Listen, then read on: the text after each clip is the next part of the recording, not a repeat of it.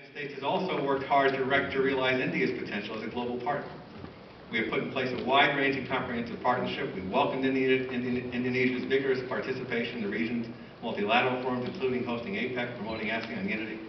And we're also working with Indonesia and Brunei on major new initiatives to mobilize capital to help bring clean and sustainable energy to the Asia-Pacific. And of course, no U.S. president has ever had closer personal ties to an Asia-Pacific nation than President Obama does in Indonesia, and a warm relationship that was on full display in November 2010 when the President visited Jakarta. The third pillar, China. The third pillar of our strategy is building a constructive relationship with China. The President places great importance on this relationship because there are few diplomatic, economic, or security challenges in the world that can be addressed without China at the table and without a broad, productive, and constructive relationship between our countries. And we've made substantial progress in building such a relationship over the past 4 years. I've spent an enormous amount of time on this with the Chinese leadership, and I do think we've made very good progress with the Chinese leadership. Now, as China completes its leadership transition, the administration is well positioned to build on our existing relationships with Xi Jinping, Li Keqiang, and other top Chinese leaders. Taken together, China's leadership transition and the President's re-election mark a new phase in the U.S.-China relations with new opportunities. Of course, the U.S.-China relationship has and will continue to have elements of both cooperation and competition. Our consistent policy has been to improve the quality and quantity of our cooperation, promote healthy economic competition, manage disagreements to ensure that U.S. interests are protected and the universal rights and values are respected. As President Obama has made clear, the United States speaks for universal values because history shows that nations that uphold the rights of their people are ultimately more successful, more prosperous, and more stable. As President Obama has said many times, the United States welcomes the rise of a peaceful, prosperous China. We don't want our relationship to become defined by rivalry and confrontation. And I disagree with the premise put forth by some historians and theorists that a rising power and established power are somehow destined for conflict, the inevitability of conflict theory that you've seen promoted by a number of experts. There's nothing preordained about such an outcome. It's not a law of physics, but a series of choices by leaders that lead to great power confrontation. Others have called for containment. We reject that too. A better outcome is possible, but it falls to both sides, the United States and China, to build a new model of relations between an existing power and an emerging one, and Xi Jinping and President Obama have both endorsed this goal. To build a new model, we have to keep on improving our channels of communication and demonstrate practical cooperation on issues that matter to both sides. Now, there are several issues here where we do have challenges, and let me take three of them. First, to that end of deeper cooperation, a deeper U.S.-China military dialogue is central to addressing many of the sources of insecurity and potential competition between us. It remains a necessary component of the model we seek and is a critical deficiency in our current relationship.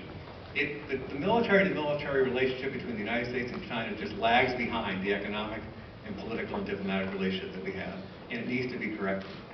This is a point that I've made to my Chinese counterparts on a number of occasions, and we continue to press.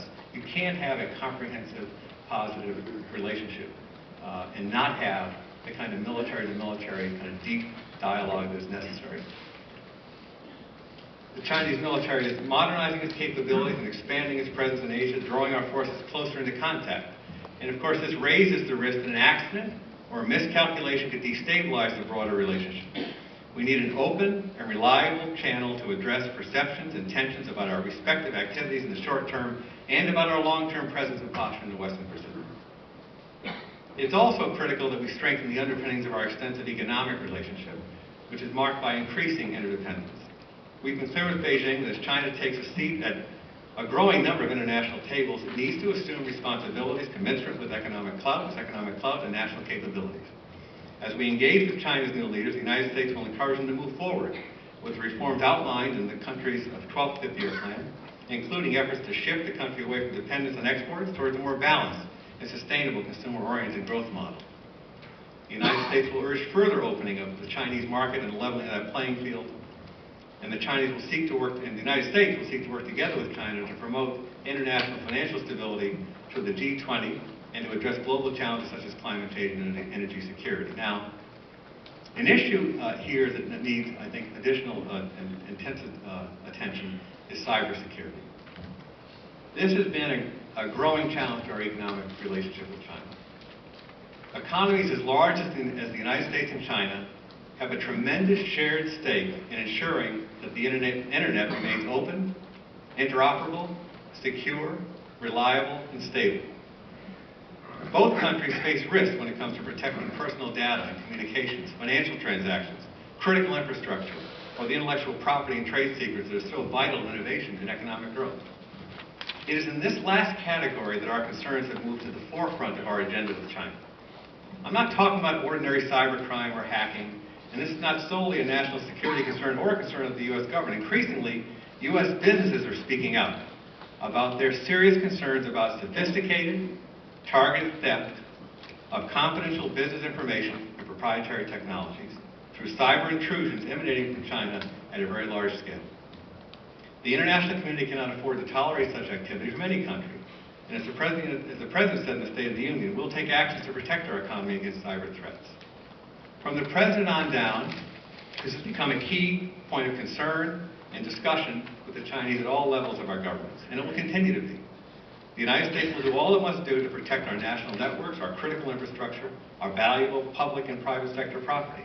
But specifically with respect to the issue of cyber-enabled theft, we seek three things from the Chinese side. First, we need a recognition of the urgency and scope of the problem and the risk it poses to international trade, to the reputation of Chinese industry, and to our overall relations. Second, Beijing should take serious steps to investigate and put a stop to these activities. Finally, we need China to engage with us in a constructive, direct dialogue to establish acceptable norms of behavior in cyberspace. We've worked hard, and this has been a top priority of the President and myself over the last 4 years, to build a constructive, and Secretary Clinton obviously, a constructive bilateral relationship that allows us to engage forthrightly on priority issues of concern. And the United States and China, the world's two largest economies, both dependent on the internet, must lead the way in addressing this problem.